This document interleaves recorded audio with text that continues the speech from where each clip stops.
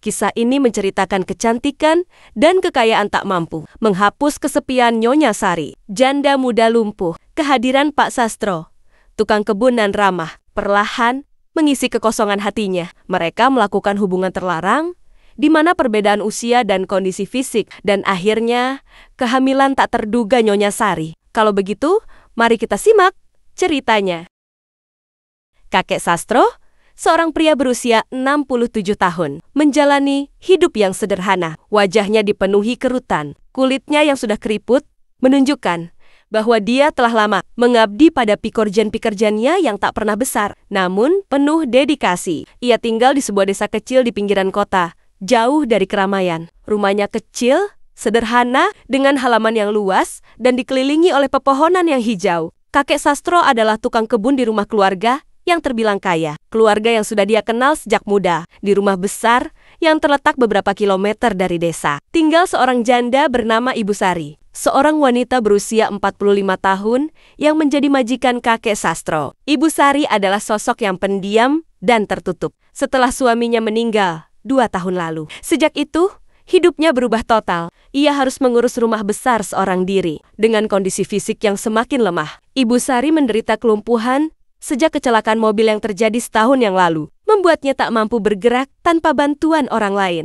Keadaannya yang semakin rapuh menjadikan kehidupan sehari-harinya penuh kesepian dan keterbatasan. Kakek Sastro bekerja untuk Ibu Sari sejak kecelakaan itu. Ia merawat taman dan kebun di sekitar rumah, serta membantu Ibu Sari melakukan pekerjaan rumah yang ringan. Meskipun usia mereka terpaut jauh, hubungan mereka tidak lebih dari sekadar majikan dan pegawai. Kakek Sastro tidak terlalu banyak bicara. Ia lebih suka menghabiskan waktu dengan merawat tanaman-tanaman di kebun atau berkeliling rumah, membersihkan debu yang menempel di perabotan. Ia tahu bahwa hidup Ibu Sari penuh dengan kesedihan, tapi ia tak tahu bagaimana cara menghiburnya. Di tengah kesendirian Ibu Sari, kakek Sastro menjadi satu-satunya orang yang dapat dia andalkan. Namun, dia tak pernah berbicara tentang masa lalunya. Tidak ada kata cinta yang keluar dari bibirnya. Hanya kata-kata sopan dan penuh penghormatan yang keluar setiap kali dia berbicara dengan Ibu Sari.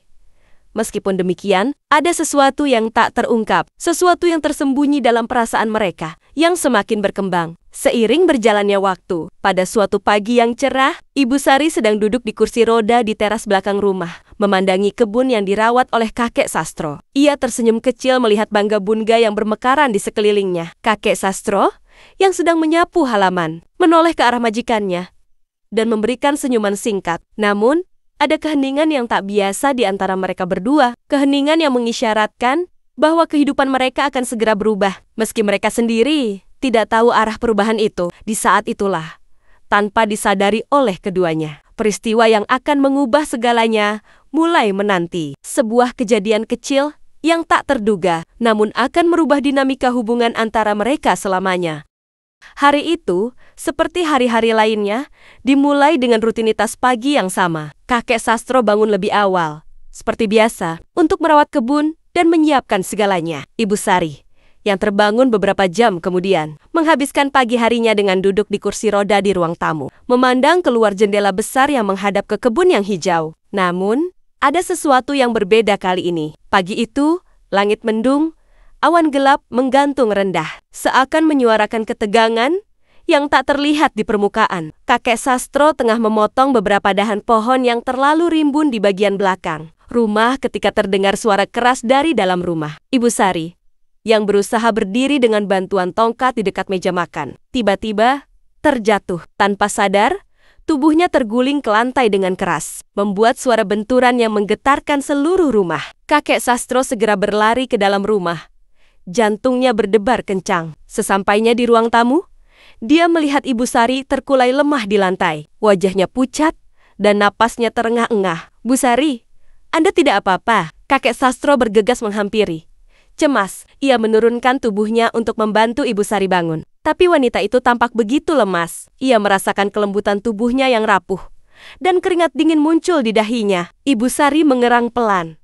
"Sakit, sakit sekali. Saya tidak bisa berdiri." Kakek Sastro, meskipun usianya yang sudah senja, masih cukup kuat untuk mengangkat tubuh Ibu Sari ke kursi roda. Setelah memastikan ia cukup stabil, kakek Sastro kembali bertanya dengan khawatir, Mau saya panggilkan dokter? Bu, Ibu Sari menggelengkan kepala.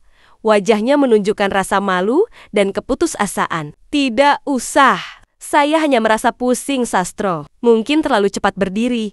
Jawabnya pelan, meskipun jelas ada kesedihan yang terpancar dari matanya. Namun, ada sesuatu yang mengganjal di hati kakek Sastro. Di tengah kesepian yang sudah lama dirasakan Ibu Sari, ia merasa tak bisa membiarkan majikannya merasakan kesulitan sendirian. Dalam sekejap, sebuah keputusan besar terbentuk dalam pikirannya. Meskipun dirinya tahu perasaannya untuk Ibu Sari bukanlah sekadar perasaan empati atau simpati semata. Ia tak tahu bagaimana mengelola kebingungannya. Ia takut perasaan itu bisa mempengaruhi segala sesuatu yang telah mereka bangun bersama. Dan lebih buruk lagi, perasaan itu mungkin tidak akan pernah terbalaskan. Keesokan harinya, perasaan itu semakin tak tertahankan. Kakek Sastro merasa perlu memberikan perhatian lebih pada Ibu Sari.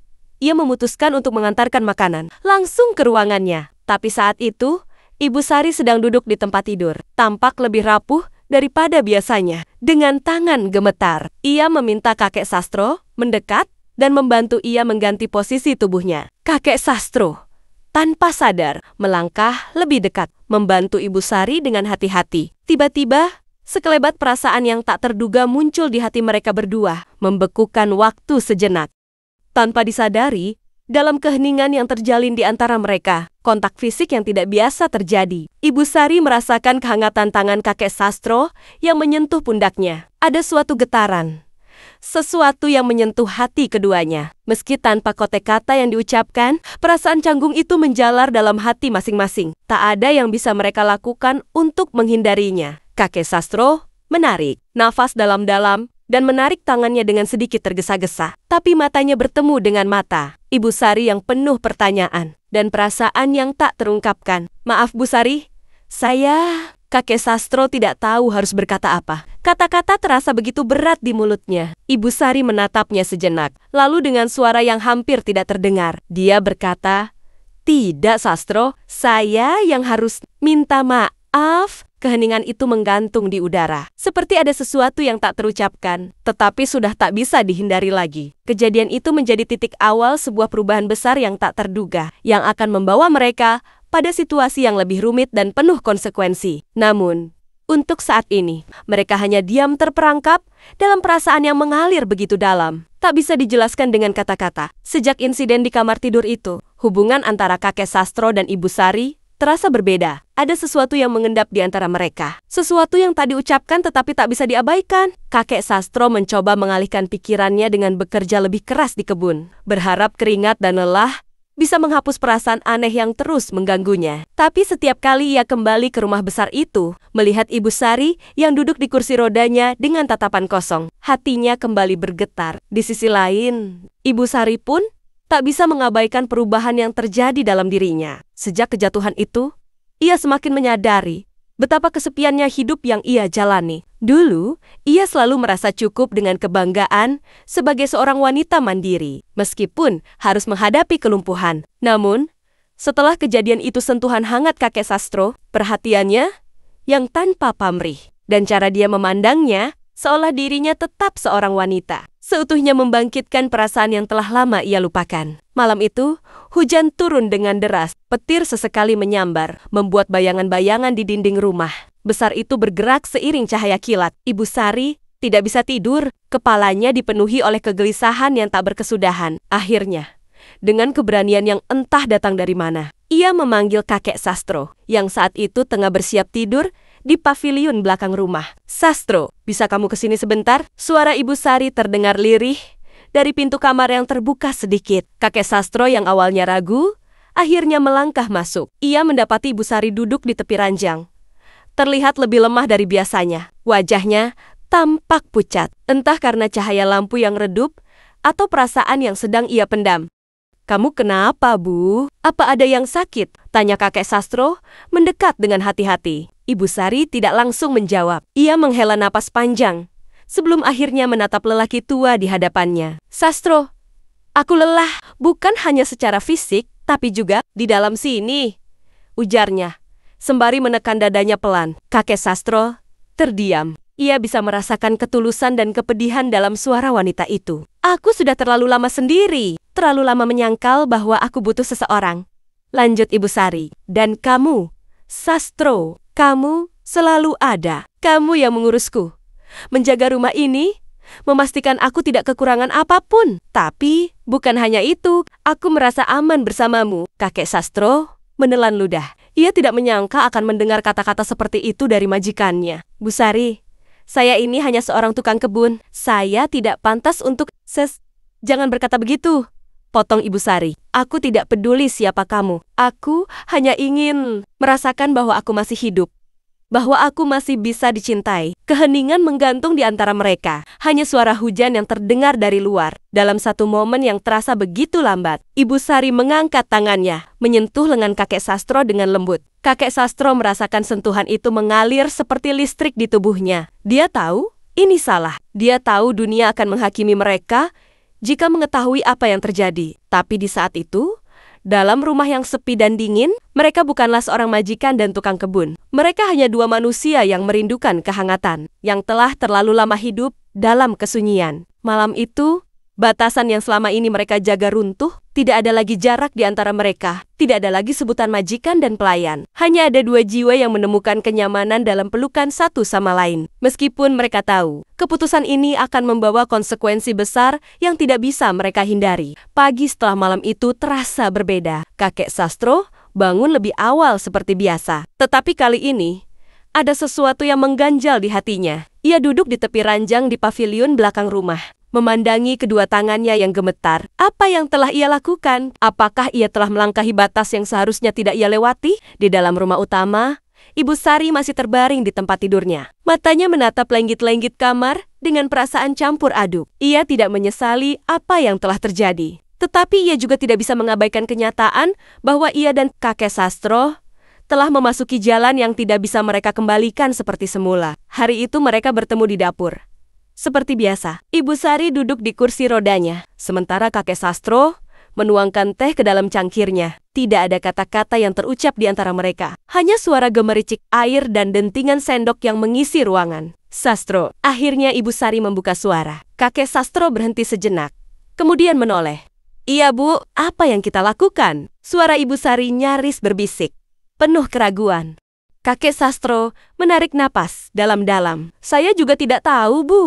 Saya hanya mengikuti apa yang saya rasakan. Ibu Sari menatapnya. Matanya berkabut. Aku tidak ingin kehilanganmu, Sastro.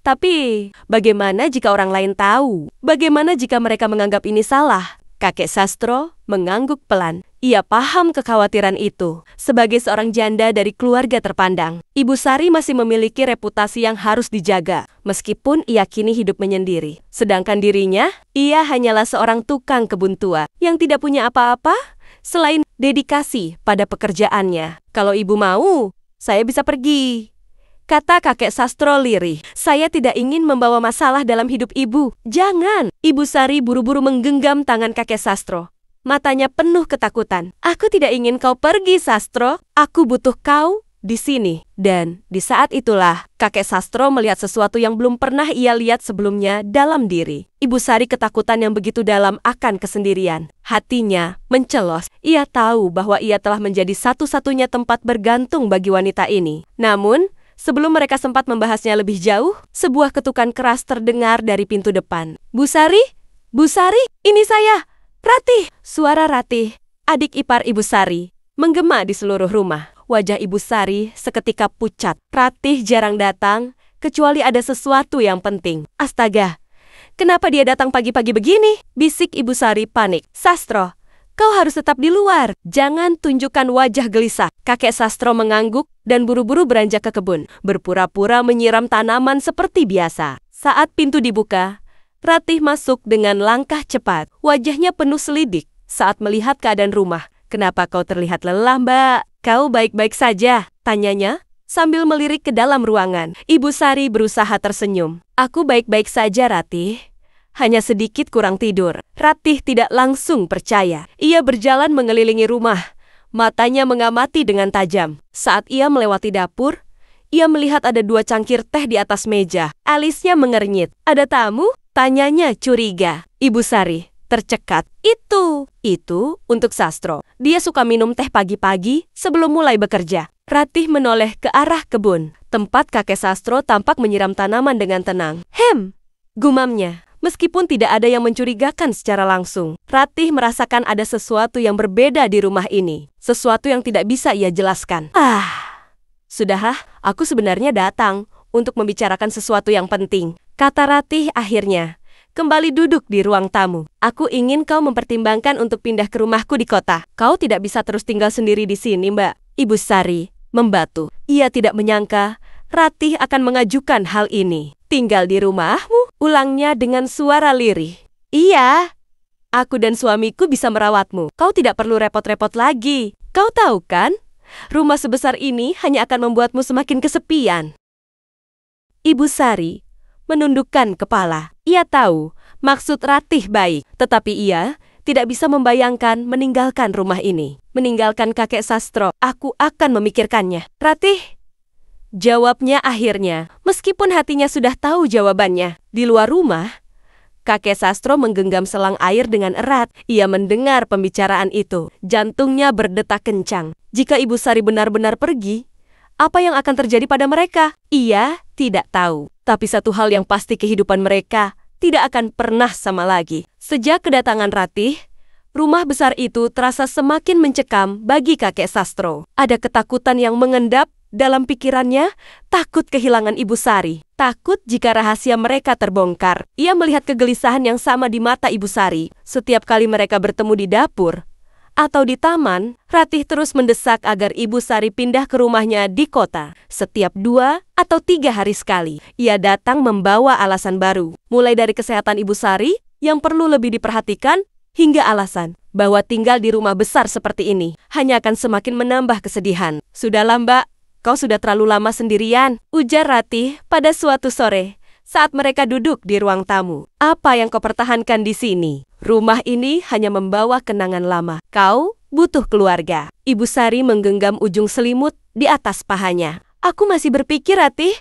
Aku tidak bisa meninggalkan rumah ini begitu saja. Kenapa? Tanya Ratih tajam. Apa ada sesuatu di sini yang membuatmu bertahan? Ibu Sari tercekat. Ia ingin berbohong, mengatakan bahwa ia hanya merasa nyaman di rumah ini. Tapi Ratih adalah orang yang pandai membaca gelagat. Sedikit saja Ibu Sari terlihat ragu, Ratih pasti akan menggali lebih dalam. Dan benar saja, mata Ratih menyipit. Mbak, ada sesuatu yang tidak kau katakan padaku, bukan? Ibu Sari menggeleng pelan. Aku hanya... Sebelum ia sempat melanjutkan, suara kakek Sastro terdengar dari arah dapur. Bu, saya sudah menyiapkan teh di meja. Ratih menoleh cepat. Tatapannya langsung tajam ke arah kakek Sastro yang berdiri di ambang pintu dapur. Wajahnya tampak tenang, meskipun sebenarnya ada kegelisahan dalam dadanya. Seketika, sesuatu terlintas di pikiran Ratih.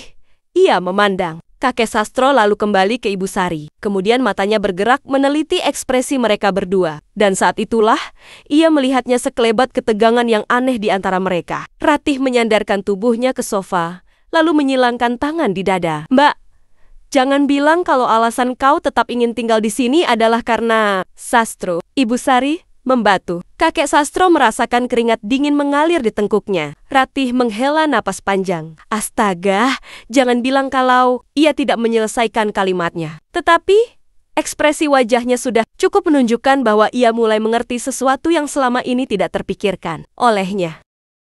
Suasana di ruangan itu mendadak tegang. Kakek Sastro mencoba tetap tenang, tetapi detak jantungnya semakin cepat. Mbak, tolong katakan kalau aku salah. Suara Ratih bergetar. Jangan bilang kalau kau dan Sastro. Ibu Sari menunduk, tidak bisa menjawab. Itu sudah lebih dari cukup bagi Ratih. Ratih bangkit berdiri. Wajahnya merah padam. Ini tidak masuk akal. Bagaimana mungkin, Mbak? Kau majikannya. Dan dia hanya tukang kebun. Kata-kata itu seperti tamparan bagi kakek Sastro. Ia tahu posisinya di rumah ini. Tetapi mendengar kata-kata itu keluar dari mulut Ratih, membuatnya merasa lebih rendah dari apapun. Ibu Sari akhirnya mengangkat kepalanya. Matanya berkaca-kaca. Aku tidak peduli, Ratih. Aku tidak peduli apa yang orang lain pikirkan. Aku hanya tahu bahwa Sastro adalah satu-satunya orang yang selalu ada untukku. Dia yang menjagaku, yang merawatku, yang membuatku merasa hidup kembali. Ratih menggeleng keras. Mbak, kau sadar apa yang kau katakan? Bagaimana kalau orang-orang tahu? Apa yang akan mereka pikirkan? Aku tidak peduli, jawab Ibu Sari mantap. Ratih menatapnya dengan ekspresi ngeri, lalu menoleh ke kakek Sastro yang masih berdiri kaku di tempatnya. Dan kau? Apa yang kau pikirkan, Sastro? Kau sadar ini semua bisa menghancurkan reputasi Mbak Sari? Kakek Sastro akhirnya berbicara. Suaranya dalam dan tenang. Saya tidak pernah berniat menyakiti Bu Sari. Nyai, saya hanya ingin menjaga beliau. Ratih menggeleng, lalu menghembuskan napas panjang. Aku tidak bisa menerima ini. Aku tidak akan membiarkan Mbak tinggal di sini bersama dia. Ibu Sari tahu bahwa Ratih tidak akan tinggal diam. Adik iparnya itu pasti akan melakukan sesuatu untuk memisahkan mereka. Setelah Ratih pergi dengan wajah penuh kemarahan, Ibu Sari menatap kakek Sastro dengan mata penuh kecemasan. Apa yang harus kita lakukan, Sastro? Ratih tidak akan tinggal diam. Kakek Sastro mendekati Ibu Sari dan menggenggam tangannya dengan lembut. Saya tidak akan pergi kemanapun, Bu. Apapun yang terjadi, saya akan tetap di sini. Namun dalam hati, ia tahu bahwa badai besar akan segera datang. 2 hari setelah pertengkaran dengan Ratih, suasana di rumah besar itu menjadi semakin tegang. Ibu Sari dan kakek Sastro berusaha menjalani hari-hari mereka seperti biasa. Tetapi ada bayangan ancaman yang menggantung di udara. Benar saja. Suatu siang, sebuah mobil hitam berhenti di halaman rumah. Dari dalamnya, Ratih turun bersama suaminya, Pak Herman, serta seorang pria berjas rapi yang tampaknya adalah seorang pengacara. Ibu Sari menatap mereka dari balik jendela. Hatinya berdegup kencang. Sastro, aku rasa ini saatnya, bisiknya lirih. Kakek Sastro menggenggam kursi rodanya. Saya di sini, Bu. Apapun yang terjadi, saya tidak akan meninggalkan Ibu. Pintu rumah diketuk keras. Setelah menarik napas panjang, Ibu Sari meminta kakek Sastro membukakan pintu. Ratih melangkah masuk dengan wajah dingin. Sementara Pak Herman berdiri di belakangnya. Terlihat canggung. Mbak, aku tidak ingin berlama-lama, kata Ratih langsung. Aku datang untuk memastikan bahwa kau tidak diperdaya oleh orang ini. Ia menatap kakek Sastro dengan penuh penghinaan. Ibu Sari menarik napas dalam-dalam, berusaha tetap tenang. Aku tidak diperdaya siapapun, Ratih. Aku membuat keputusan sendiri. Ratih tertawa sinis. Keputusan sendiri? Mbak, kau sadar kalau orang-orang akan menertawakanmu? Seorang wanita terpandang jatuh cinta pada tukang kebunnya sendiri? Apa yang kau pikirkan? Aku tidak peduli apa yang orang lain pikirkan, jawab Ibu Sari mantap. Sastro telah merawatku lebih dari siapapun di dunia ini. Dia ada ketika aku tidak punya siapa-siapa. Jika kau benar-benar peduli padaku, Ratih, kau akan menerima pilihanku. Ratih menggeleng frustrasi. Baiklah, kalau begitu, aku tidak bisa memaksamu, Mbak. Tapi aku juga tidak bisa membiarkanmu menghancurkan hidupmu sendiri. Ia menoleh pada pengacara di sampingnya. Ini Pak Darto, pengacara keluarga. Aku ingin memastikan bahwa warisan keluarga tetap terjaga. Dan itu artinya, aku tidak akan membiarkan lelaki ini mengambil keuntungan darimu. Ibu Sari tercengang. Ratih, bagaimana bisa kau berpikir seperti itu? Kau terlalu baik, Mbak. Ratih melanjutkan, terlalu naif. Aku hanya ingin memastikan bahwa rumah ini dan semua asetmu tetap aman. Karena itu, aku membawa surat ini. Ia menyerahkan sebuah dokumen yang tampaknya adalah pernyataan legal. Tanda tangani ini. Dan aku akan memastikan kau tetap mendapatkan perawatan yang layak. Tapi kau harus meninggalkan rumah ini. Kami akan menjualnya. Jantung Ibu Sari serasa berhenti berdetak. Kau ingin menjual rumah ini? Ya, jawab Ratih tegas. Ini bukan tempat yang aman untukmu lagi. Dan setelah semua yang terjadi, aku rasa lebih baik kau tinggal di tempat lain, di mana kau bisa dirawat dengan baik. Mata Ibu Sari mulai berkaca-kaca. Kau hanya ingin menyingkirkan aku dari sini, bukan? Karena kau tidak bisa menerima keputusanku? Ratih tidak menjawab. Kakek Sastro, yang sejak tadi hanya diam, akhirnya angkat bicara. Suaranya tenang, tetapi penuh ketegasan. Nyai, saya tidak butuh harta, Bu Sari. Saya juga tidak pernah berniat mengambil keuntungan dari beliau. Saya hanya ingin merawatnya, seperti yang selalu saya lakukan. Ratih mendengus. Kau pikir aku akan percaya itu? Saya tidak peduli Nyai percaya atau tidak, kata kakek Sastro. Tapi satu hal yang saya tahu, Bu Sari tidak akan bahagia jika dipisahkan dari tempat ini. Rumah ini bukan sekadar bangunan baginya. Ini adalah rumahnya, tempat kenangannya, tempat di mana ia merasa aman. Ibu Sari menggenggam tangan kakek Sastro erat. "Aku tidak akan menandatangani apapun, Ratih," katanya dengan suara gemetar tetapi tegas. "Aku tetap di sini."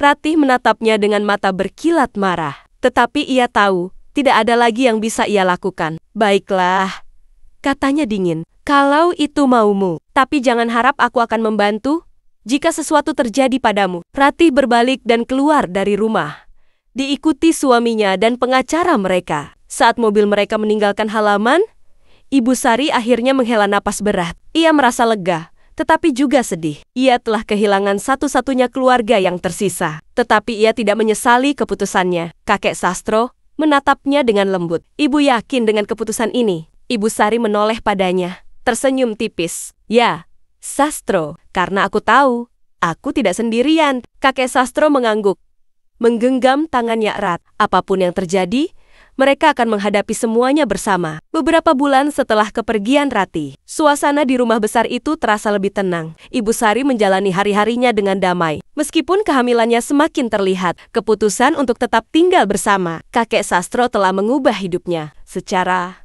drastis. Tetapi ia merasa lebih bahagia dari sebelumnya. Di pagi hari, kakek Sastro selalu menyiapkan teh hangat untuk Ibu Sari di teras. Sambil membantunya menikmati udara segar, mereka berbincang tentang banyak hal masa lalu, masa depan, dan impian mereka yang sederhana. Namun, tidak semua hal berjalan mudah. Beberapa orang di desa mulai membicarakan keadaan. "Ibu Sari," ada yang memandangnya dengan rasa ingin tahu. Ada pula yang mencibir di belakang. Bagaimana mungkin seorang nyonya besar jatuh ke pelukan tukang kebunnya sendiri? Bisik seorang ibu-ibu di warung. "Apa tidak ada laki-laki lain yang lebih pantas?" Sahut yang lain. Kakek Sastro mendengar semua itu, tetapi ia memilih untuk diam. Baginya, yang terpenting adalah kebahagiaan Ibu Sari. Namun, suatu hari, saat ia pergi ke pasar untuk membeli kebutuhan dapur, seorang pria tua mendekatinya. "Sastro," kata pria itu, "kau sadar kalau kau akan selalu jadi bahan omongan orang?" Kakek Sastro hanya tersenyum kecil. "Biar saja, Pak. Saya tidak butuh pengakuan dari siapapun. Tapi ini soal harga diri."